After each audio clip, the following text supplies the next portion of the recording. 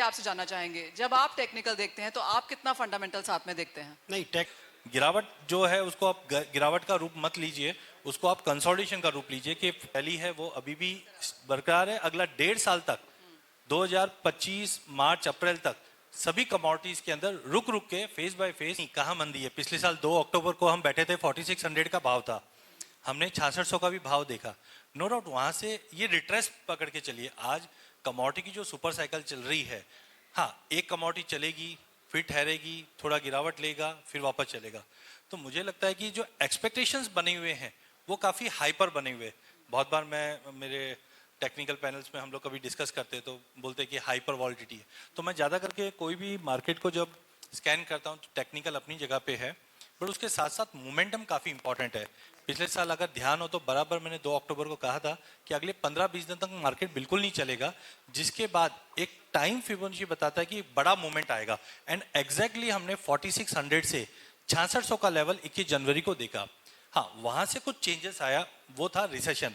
हमारा डिस्कशन भी हुआ था कि रिसेशन, मैंने बताया था कि जब तक कान में होता है, जब तक रिसेशन है, टीवी पे आता है तो रिसेशन खत्म हो जाता है। बट जनवरी में हमने देखा फिर से जो एनर्जी क्राइसिस ये सब बढ़ना चालू हो चुके थे। दैट इज वाई जनवरी से लेकर हम लोग जुलाई तक की बात करें, जून जुलाई, तो मार्केट एक साइडवे था। इस बीच में हमने 5100 के भी भाव देखे, बट सस्टेनेबल नहीं है, और वापस हमने प्राइजेस को हायर साइड पे जाते हुए देखा। तो मुझे लगता है मंदी की बात नहीं, ये एक बड़ी बुल रन के पहले कंसोलिडेशन। एक सिंपल उदाहरण बोलता हूँ, क्यूमुलेटिव ओआई आप उठा के चेक कर लीजिए। मैंने आज एक स्लाइड भी लाया हूँ, तो कोशिश करूंगा अगर टाइम अलाउ करता है तो मैं डेफिनेटली दिखाने की कोशिश करूंगा। ओआई में अगर आप देखेंगे तो करीबन 80% का जंप है। जब आप मंदी की बात कर रहे हैं तो भाव में तो गिरावट आनी चाहिए। दूसरा, ओपन इंटरेस्ट में दिखा रहा है कि ओपन इंटरेस्ट बढ़ रहा है, ठीक है, हेजर्स की भी कुछ एक्टिविटीज बढ़ी है।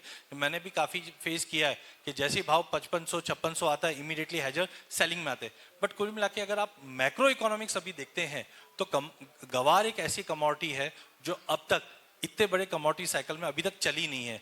तो बिल्कुल जो हमने अभी फंडामेंटल पैनल में, फार्मर पैनल से चुन के आए हैं, तो ये एक सर्कुलर बुल रन में है। तो आई थिंक शॉर्ट, अभी भी हमने देखा, शॉर्ट करो कितना सर, 300 रुपए नीचे। अरे 300 रुपए नीचे के लिए आप 3000 की तेजी गंवाने वाले हो।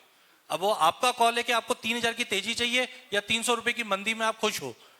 तो मेरे हिसाब से कमोडिटी की जो रैली है वो अभी भी बरकरार है। अगला 1.5 साल तक 2025 मार्च अप्रैल तक सभी कमोडिटीज के अंदर रुक रुक के फेज बाय फेज तेजी कंटिन्यू रहेगी। ऑलराइट, वो क्यों होएगी हम उसके बारे में बात करेंगे, लेकिन आपसे जानना चाहेंगे, जब आप ट्रेड करते हैं और क्योंकि आपने ये सब कॉल्स ली हुई हैं, तो आप फंडामेंटल देखते हैं या टेक्निकल देखते हैं?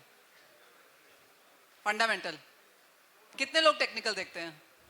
ये आपसे जानना चाहेंगे, जब आप टेक्निकल देखते हैं तो आप कितना फंडामेंटल साथ में देखते हैं? नहीं, टेक्निकल देखते हैं तो फंडामेंटल को थोड़ा मैं साइड में लेता हूँ, ठीक है ना। और टेक्निकल के हिसाब से तो पिछले 15 दिन से वीक ही लग रहा है पूरा, और अभी भी वीक लग रहा है हमारा।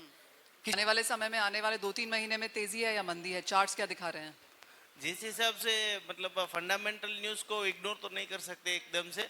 जो माल का प्रेशर बन रहा है, कल भी 50,000 बोरी की अराइवल थी, तो मतलब जो खराब माल है वो प्रेशर बनाएगा एक बार तो। अजय जी, आपसे है फिर से, जब हम टेक्निकल वालों से बात करते हैं, आप लोग 50 कमोडिटीज देखते हैं, 80 इक्विटी वाले शेयर। टेक्निकल चार्ट्स आप उठा के देख लीजिए जो मार्केट में अभी है। This is a consolidation phase. होता क्या है, जब भी हम बेरिश क्रॉसओवर देखते हैं तो वी हैव टू सी कि मार्केट में मोमेंटम कितना स्ट्रांग है। तो आई थिंक कि अभी जो हम लोग बेरिश की बात करें वो एक कंसोलिडेशन फेज है, क्योंकि अक्टूबर से जो एक बड़ा मोमेंटम स्टार्ट हुआ था वो जनवरी में फिनिश हो गया था।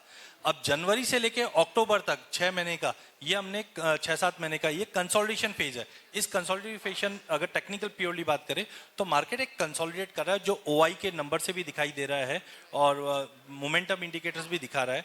तो मुझे लगता है कि जो गिरावट है वो एक बेस बनाने की कोशिश कर रहा है। तो टेक्निकली गिरावट जो है उसको आप गिरावट का रूप मत लीजिए, उसको आप कंसोलिडेशन का रूप लीजिए कि 4500-4600 वाली कमोडिटी 6600 मारती है, देन थोड़ा रिट्रेस करती है, देन उसके बाद चलेगी। ओके, नंबर्स क्लियरली, अब नंबर्स पे आ जाते हैं।